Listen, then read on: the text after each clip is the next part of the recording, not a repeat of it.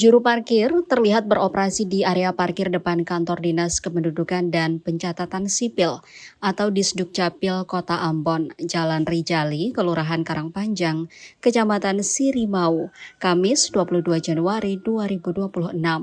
Meski keberadaan juru parkir di kawasan layanan publik pemerintah dimungkinkan, namun seharusnya dilengkapi dengan izin resmi dan atribut sesuai ketentuan.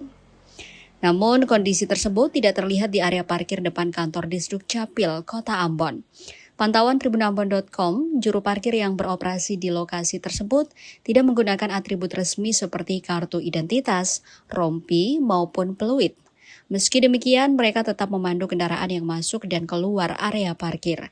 Sejumlah pengendara pun terlihat memberikan uang sebagai bentuk penggunaan jasa parkir. Saat dikonfirmasi, salah seorang juru parkir bernama Willy Sahetapi mengaku keberadaan mereka telah mendapatkan izin dari pihak Disdukcapil Kota Ambon, meski tidak dilengkapi atribut resmi. Kondisi ini dinilai bertentangan dengan sikap pemerintah Kota Ambon yang secara tegas menolak praktik pungutan liar di ruang publik. Wali Kota Ambon Bodewin Watimena sebelumnya menegaskan tidak boleh ada pihak atau kelompok yang merasa memiliki kuasa atas ruang publik. Wali Kota juga mengkritik pola penertiban yang dinilai hanya bersifat sementara, sehingga pelanggaran serupa terus berulang dari tahun ke tahun. Situasi di ruang publik yang dinilai meresahkan masyarakat ini diharapkan dapat segera ditangani secara serius dan berkelanjutan oleh pemerintah Kota Ambon.